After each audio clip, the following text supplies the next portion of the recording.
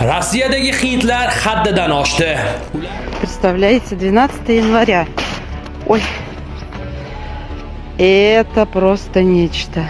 Ular mahalliy aholi ruslar qola turib, u yerdagi ishlab yurgan o'zbek tojiklarga ham hujum qilayotgan videolari tarqalmoqda. Hech kimga sir emas, hind xalqi juda ham urushqa xalq bo'ladi. Ular Rossiyani deyarli barcha viloyatlariga yetib borishdi va ishlarni boshlashgani ma'lum bo'lmoqda. Смотри, что здесь происходит. Мы вчера говорили, что проход должен быть чистый. А тут опять сугроб выше сапога. Ты куда его скидываешь? Босс, я чистил. Снег много, пришел ночью. Hindistonda deyarli qish bo'lmaganligi uchun ular umrida unaqa katta qorni ko'rmaganligi sababli Rossiya, ayniqsa Moskva qor tagida qolmoqda, demoqda mahalliy aholilar. Aziz yurtdoshlar, albatta videolarni hozir o'zingiz tomosha qilasiz. Malol kelmasa ikki og'iz fikringizni kommentariyaga va videomiz kengroq yetib borishligi uchun bittadan chiroyli like bosib qo'yasiz degan umidda videoni boshlaymiz.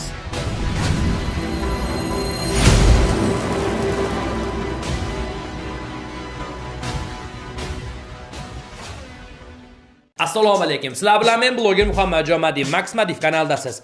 Aziz yurtdoshlar, shu narsani ta'kidlab o'tishim kerak. Bilasizlarki, ko'p videolarni YouTube ga qo'yish mumkin emas.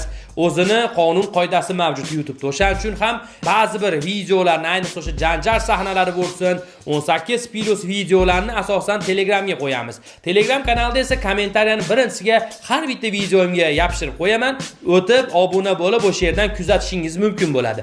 Bilasizlarki, Rossiya hindlarni qabul qilgan va nafaqat bizning musofirlar, balki ruslarning o'zlari ham bundan qattiq norozi. Sababi bular ish qilishni to'liq bilmaydi, qor kurashga eplash olmayapti va umuman aytaylik musofirlar o'rtasida janjallar ham o'rtaga chiqmoqda deyishmoqda. Kelinglar videolar to'plamini birgalikda tomosha qilsak. Assalomu alaykum. Mana bugun Petropavlsk-Kamchatsk 2026-yil. Qani odamlar yaqinlashtirsa bo'ladi? Mana. Mana uni odamlar qor ko'ylab mashinasini oqtaryapti. Yo'llarda yo'l yo'q. O'zbeklar bilan tojiklarni qadriga yetmagan rossiyaliklar hindlarni ishlatolmay, gapini o'tkazolmay, sapkovoy lapatka bilan boshidan itdek kaltayapti, ko'rasizlarmi? Hammaga assalomu alaykum do'stlar. Mana bularning ahvolini ko'rasizlar. Bizanikilar o'z mehnatini toza qilib, pulini halollab, toza ishlab yurdi. Ming afsus, mana bizanikilarni chiqarib borib, bularni olib kelishdi. Endi mana mashina qilib sapkovoy lapatkadan kaltayni yeb yurishadi. Alloh rozi bo'lsin. Jigarlarim, mana shu videoga bitta like bosib qo'yinglar. Ko'proq odam ko'rsin shu videoni. Bu hindlar даже kun sal sovisa, ko'chaga chiqib qorni ham kurashmas ekan. O'sha Rossiyadagi yashaydigan aholilarni o'zlari hashar qilib qorni tozalashayotganini ham mana ko'ryapsizlar. Rossiyadan chiqarib yuborilgan O'zbekistonlik, Qirg'izistonlik, Tojikistonlik jigarlar hech ham qayg'urmanglar. Rizq Allohdan, Xudo xolasa o'zingizlarni davlatingizda ham ish topib, bemalol ishlasanglar bo'laveradi. Rossiyaga Hindiston migrantlarini olib kelib ishlatishi oqibati. Hazayin kelib, to'g'ri ishlatsa Sapkoy bilan boshiga mollay urdi o'zi. O'shaning uchun tojiklar bilan o'zbeklarni, qirg'izlarni qadriga yetish kerak edi. Bitta like bosib qo'yinglar. Bitta bosayotgan like'lar 10 ta insonga yetib boradi. Bir mazza qilishsa ruslar buni ko'rib. Ey bilan kayf qildi. Пришли мусор выбросить. Представляете, 12 января. Ой, это просто нечто. Все завалено. Да ну.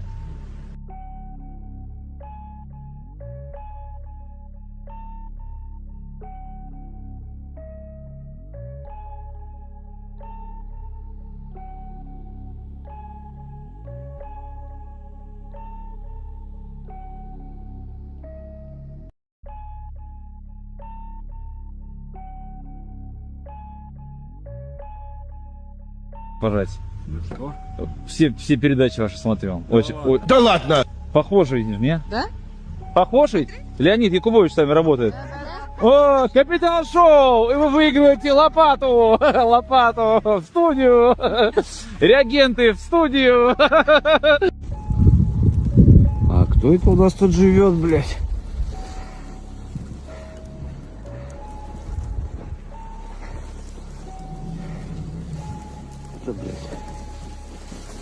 красиво. Даже не знаю, как его назвать, блядь.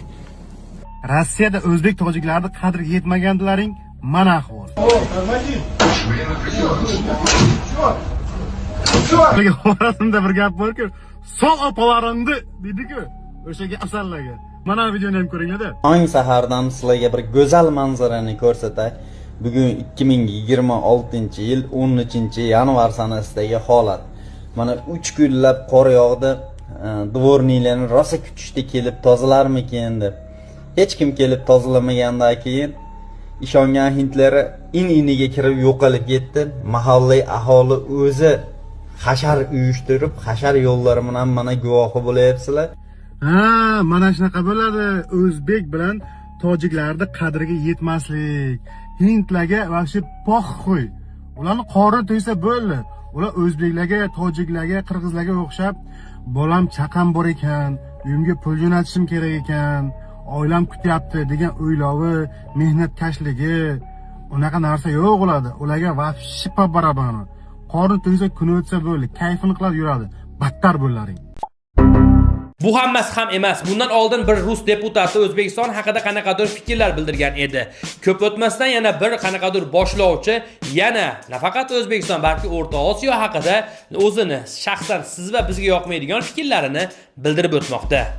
O'zbekistonning mavjudligini qabul qilib bo'lmaydi. Поэтому нельзя согласиться с существованием суверенной Армении, или суверенной Грузии, или суверенного Азербайджана, суверенного Казахстана, суверенного Узбекистана, Таджикистана, Киргизстана. Либо они будут в нашем лагере, частью нашего Единого Союза, либо они станут плацдармом Запада или Евросоюза. Rossiyalik faylasuf Aleksandr Dugin O'zbekiston va sobiq SSSR tarkibidagi ayrim davlatlarning mustaqil davlat sifatida mavjudligini shubha ostiga oldi. Uning aytishicha, milliy davlatlar davri tugagan va Rossiya nazoratida bo'lmagan hududlar g'arb yoki boshqa kuchlar uchun tayanch nuqtaga aylanishi mumkin. Dugin O'zbekiston, Qozog'iston, Tojikiston, Qirg'iziston, Armaniston, Gruziya va Ozarbayjonni tilga olib, bu davlatlar yoki Rossiya boshchiligidagi yagona ittifoqqa qo'shilishi yoki g'arb manfaatlariga xizmat qiladigan hududga aylanishi mumkinligini aytdi. В Россию прибыла первая партия мигрантов из Индии в количестве 10 тысяч человек. Как утверждают эксперты по вопросам миграции, из Индии к нам будут приезжать почти исключительно мужчины. Последствия этого могут быть крайне негативными. Многие наши мужчины сейчас находятся на СВО, женщины остаются одни. При этом в Индии один из самых высоких уровней сексуальных преступлений в мире. Такое у них совершается каждые 22 минуты. И никто там не может справиться с этой напастью, которая сложилась из-за гендерного неравенства и стала у них одной из ключевых социальных проблем. В общем, в стране, откуда мы готовимся завести к себе за пару лет более 2 миллионов мужчин-мигрантов, эта цифра названа на самом верху. Женщинам сегодня стало просто опасно выходить на улицу, садиться в метро, в такси, не говоря уже о нахождении в безлюдных местах. Родители стараются не выпускать детей из дома без сопровождения. По статистике, почти половина нападений приходится на несовершеннолетних. Слащавые рассказы о хороших мигрантах, откуда бы они ни были, не должны никого из нас вводить в заблуждение. Чужая культура и чужие обычаи – это всегда проблема для коренного населения, в среду обитания которого они вторгаются. Я считаю, что эта политика проводится с самого верха. И единственное, что нам поможет, как народу, сохраниться самим, сохранить свою культуру, сохранить свою безопасность, детей. Это объединение. Объединяйтесь на народной трибуне, создавайте комитеты по спасению. Uznавайте, кто ваши соседи, с кем можно подружиться. И только сплочение и объединение может нас спасти. Aziz yurtdoshlar, tinchligimizga ko'z tegmasin. Tinchligimizni ushab turish siz va bizning qo'limizda. Har xil provokatsiyalarga uchmashimiz kerak. Musofirlikda ishlab yurgan vatandoshlarimizni Xudoyim o'zi kuch-quvvat berib, o'zi panohiga olsin. Sizlar bilan doim musofirlarni o'ylab video qiluvchi bloger Muhammadjon Madiyev bo'ldi. Ko'rishguncha xayr. Salomat bo'ling.